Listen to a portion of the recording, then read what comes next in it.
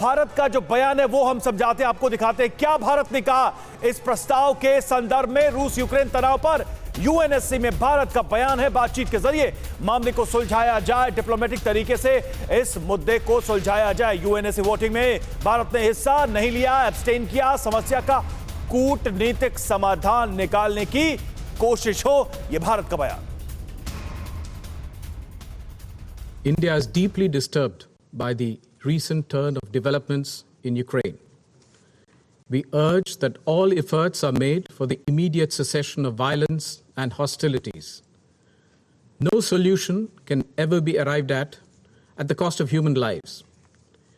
We are also deeply concerned about the welfare and security of the Indian community, including a large number of Indian students in Ukraine. The contemporary global order has been built on the UN Charter, international law, and respect for the sovereignty and territorial integrity of states. All member states need to honor these principles in finding a constructive way forward. Dialogue is the only answer to settling differences and disputes, however daunting that may appear at this moment. It is a matter of regret that the path of diplomacy was given up. We must return to it. For all these reasons, India has chosen to abstain on this resolution. I thank you. तो UNSC में जब voting की बारी आई तो भारत ने कहा कि बातचीत के जरिए ही इस पूरी समस्या का समाधान होना चाहिए, डिप्लोमेटिकली हैंडल करना चाहिए। इस वक्त हमारे साथ गेस्ट का पैनल भी जुड़ गया है। संता मिश्रा, विदेश मामलों के जानकार, वॉशिंगटन डीसी से लाइव हमारे साथ जुड़े हुए हैं। साथ ही retired group captain U K Devnath ji भी हमारे साथ जुड़े हुए, जो कि डिफेंस एक्सपर्ट है। सबसे पहले हम यूके देवनाथ जी का रुख करेंगे।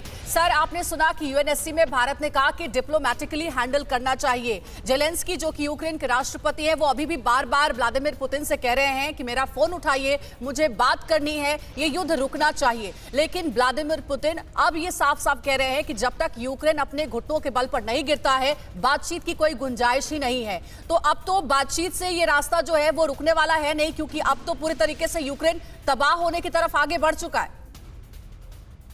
जी हाँ, अगर आप व्लादिमीर पुतिन का पर्सनालिटी प्रोफाइलिंग करें तो आप देखें कि वो बहुत ही मजबूत साइकोलॉजिकल प्रोफाइल है। वह अपने शत्रु को तब तक हमला करते रहेंगे जब तक कि शत्रु का विनाश ना हो जाए। अब आज के दिन ही आप देखेंगे कि व्लादिमीर पुतिन दो चीज करेंगे। एक, वो जेलेंस्की से बात करने से एकदम मना कर देंगे। दूसरी बात, जैसे भारत ने कहा कि बातचीत से ही मामला सुलझना चाहिए, रूस क्या करेगा आज कि जेलेंस्की से बात नहीं करेगा, लेकिन दूसरे जो यूक्रेन के रिप्रेजेंटेटिव हैं उनके साथ हो सकता है बातचीत करें।